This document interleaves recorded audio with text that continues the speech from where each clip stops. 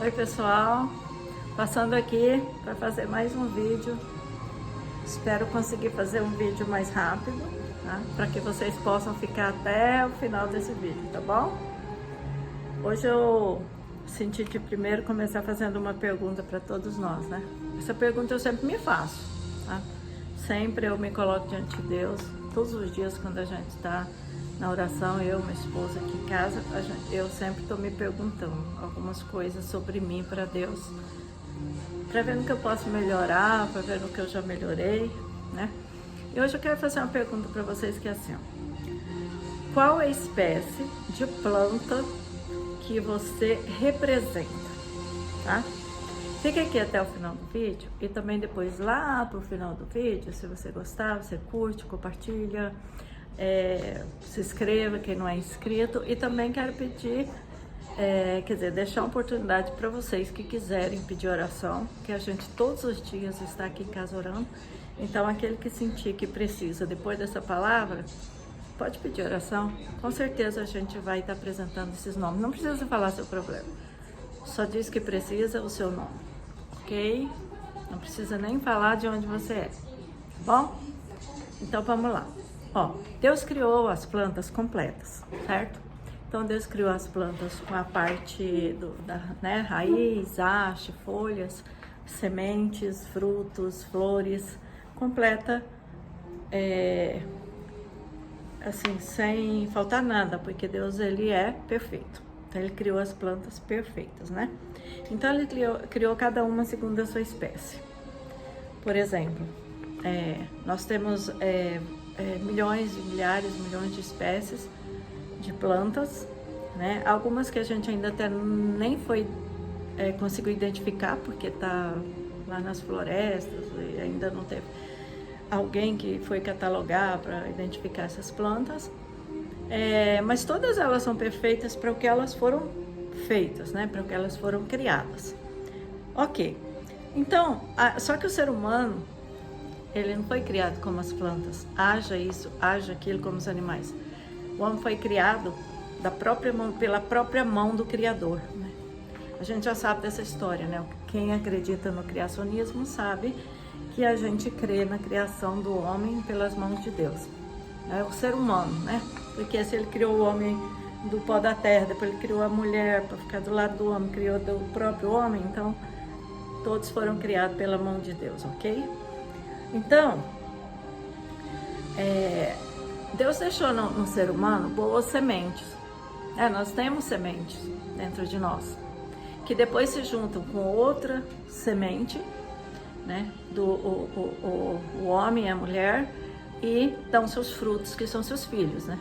Isso aí nós estamos falando dos frutos da parte material, da parte física, certo? Então nós também somos como as plantas, né? Que Deus nos fez para frutificar, para encher a terra, né? Para ter nossos filhos. E também, só que Deus também nos deu outro tipo de frutos, condições de produzir outros frutos que as plantas não têm condições, os animais não têm essas condições, mas nós temos condições de produzir fruto do Espírito, né? Então nós temos os frutos da carne e os frutos do Espírito. Então se a gente conseguir alimentar mais o nosso espírito com a palavra de Deus, a gente vai produzir mais frutos bons. Senão a gente vai produzir frutos ruins, ok? Então nós temos sementes, né? Boas, sementes ruins. Então, a gente também tem que pensar o seguinte: a boa semente, nós somos boas sementes quando nós somos plantados aqui, somos boas plantas, quero melhor dizer, quando a gente foi aqui plantado pelo Criador, né? Quando a gente é filho do Criador. Então quem é o povo de Deus, os filhos de Deus? Quem era? Era Israel, né? Israelitas. Gentios não tinha esse direito de ser chamado filho de Deus. Mas depois que Jesus se sacrificou e morreu por nós somos filhos por adoção através de Jesus Cristo, que morreu por nós. né? Como é o único Filho de Deus, unigênito e poderoso, através dele, da nossa fé nele, a gente passa a ser filho de Deus. É por adoção, né? Então nós podemos ser filho, todos nós somos filhos de Deus por adoção, né? Então assim, nós temos também nas plantas, por exemplo, duas plantas que eu quero falar rapidamente. Nós temos o joio e nós temos o trigo.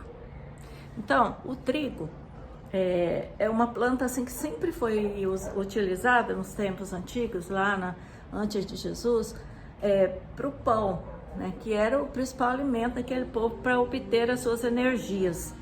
Então, o trigo era muito bem visto, bem quisto, e plantado e colhido, e tinha muito valor, certo? Então, o trigo até hoje tem esse valor, né? Nutritivo, da energia. Então, assim, quando esse trigo é puro, né, ele vai dar umas árvores bonitas, umas plantas bonitas, vai dar muitos frutos saudáveis e tudo.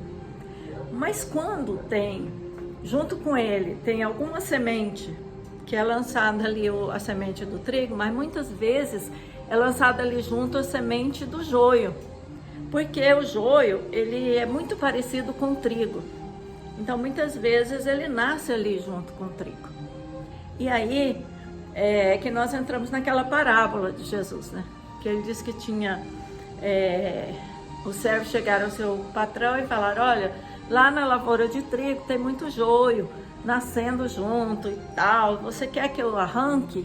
Aí ele falou assim, não arranca não, porque se você for arrancar, você vai estragar o trigo. Então, deixa crescerem juntos, até porque enquanto ele não é uma planta já madura ainda, ele pode ser confundido com o trigo. Então, deixa lá. Quando eles ficarem maduros, aí arranca o joio, lança no fogo e arranca o trigo para ser guardado nos celeiros. Então, com isso, a gente passa para pensar, o que nós somos? Nós somos joios ou nós somos trigo? Então, vamos lá. O joio, na parábola, Jesus disse que o joio foi plantado pelo inimigo e o trigo foi plantado pelo agricultor. E o inimigo do agricultor foi lá e plantou o joio. Então, semeou o joio no meio do trigo. Então, isso significa o quê? Que Deus plantou a boa semente no mundo, né? Que somos nós, mas vem o inimigo e planta a semente dele, que é o joio, para nascer junto com o trigo. Então, muitas vezes a gente ignora, né, o que aparece no meio das pessoas, em todos os segmentos. Não é só na igreja. Às vezes a pessoa pensa que o joio e o trigo estão na igreja. Não. O joio e o trigo estão em todo segmento da sociedade. Todas as profissões, todos os lugares, as associações. Ali tudo está contido o joio e o trigo. Então, nós não temos pessoas perfeitas em lugar nenhum, muito menos na igreja. Então, nós temos as duas sementes. Na igreja, nós temos também o joio e o trigo. Então, muitas vezes as pessoas desfazem das religiões, das igrejas, achando que ali é um lugar ruim de se frequentar, porque muitas vezes aparece o joio, muitas vezes arrancam o joio. E isso faz com que estrague a palavra de Deus, com que estrague as religiões. A palavra de Deus não se estraga, mas as religiões, com que se detonem os cristãos por causa de um joio que foi arrancado daquele lugar. Se falam mal de todos os cristãos, se acham que é o pior lugar do mundo, é ali, não sabendo o mundo que ali pode ter um joio, 2 joios, mas que lá fora é o contrário, tá cheio de joio e tem pouco trigo. Então prestem atenção nisso, tá? Não achem que a igreja é um lugar ruim porque apresentou um joio, apresentou algumas sementes malignas que o inimigo semeou lá dentro. Não, porque no último dia a Bíblia diz, nós vamos saber a diferença de quem serve a Deus e de quem não serve. Então nós temos que esperar o momento certo para lançar no fogo eterno o joio e para que o trigo seja guardado com o Pai, ok? E eu só quero mais rapidamente aqui falar, o joio, a diferença do joio e o trigo. O joio não se curva, a planta não se curva, e a pessoa que é um joio também, ele não se curva, nem diante de Deus e nem de ninguém. O trigo se curva, o trigo é maleável. O joio tem as sementes pretas, o trigo tem as sementes castanhas. Então você só vai perceber isso quando as duas plantas estiverem maduras. Você não vai perceber antes. Muitas vezes você fica enganado com ele. Na sua profissão, na sua religião, em qualquer lugar. Qualquer lugar. Não pense você que não tem joio onde você está. Tá? Então, o joio é tóxico. E o trigo é comestível. O joio pode roubar os nutrientes do trigo ao nascer muito próximo dele. Então o joio é tóxico e o joio embebeda. Entendeu? Eu estive pesquisando sobre essa planta. Ela embebeda, ela tira o juízo da pessoa, o juízo normal. É tóxica, mas o trigo não. E ela pode roubar energia. É como um joio que tem dentro da igreja, dentro do seu trabalho, em qualquer lugar, dentro da sua casa. Que ele pode roubar sua energia, ele pode tomar sua energia, mas para o mal. Ele não vai receber energia boa para ser bom, entendeu? Então o joio é desse jeito. Ele rouba a energia das pessoas, ele rouba os nutrientes, para que o joio vá enfraquecendo até morrer, para que a pessoa vá enfraquecendo até sair da presença de Deus. É isso que o joio faz. Ele quer tirar as pessoas de dentro da casa de Deus. O joio embebeda, né? Tira o juízo perfeito das pessoas. O trigo alimenta, fornece energia para as pessoas, para o cérebro, para tudo. O campo é o mundo, né? Como eu falei. Deus semeou a boa semente, o inimigo semeou a semente ruim. E isso acontece em todo lugar, continuo falando. Gente, isso não é prerrogativa de nenhum lugar, associação ou templo ou profissão, onde quer que seja, tá? Na sua casa pode ter um joio, tá? Na minha casa pode aparecer um joio. Então nós somos filhos de Deus, nós somos filhos de Deus, que Deus nos adotou. E o joio é filho do diabo, porque o diabo adotou. A semente ruim são os filhos do maligno, que são plantados por ele ou adotados por ele, através da sedução que o sistema do mundo exerce sobre quem? Sobre quem? Quem que o diabo consegue arrebanhar para ele, adotar para ele? Os rebeldes da palavra de Deus, que não aceitam a palavra de Deus, os desobedientes, que conhece, sabe que é verdade, mas não obedece, os amantes de si mesmo, que gostam apenas de si próprio e que produzem frutos da carne. Então vou deixar umas referências bíblicas aqui para vocês rapidão, já estou encerrando, tá? A semente, referências bíblicas, nós temos em Gálatas 5, 22 e 23, 1 Coríntios 13, de 4 a 7, que fala dos frutos do Espírito. Então tem amor, né? Alegria está em 1 João 4, 7. Paz está em Salmo 71, 23, que são só alguns, porque tem vários. Paciência está em João 14, 27. Amabilidade, Romanos 12, 12. 2 Timóteo tem sobre a bondade. Efésios 4, 32, fidelidade. Salmo 101, 6, mansidão.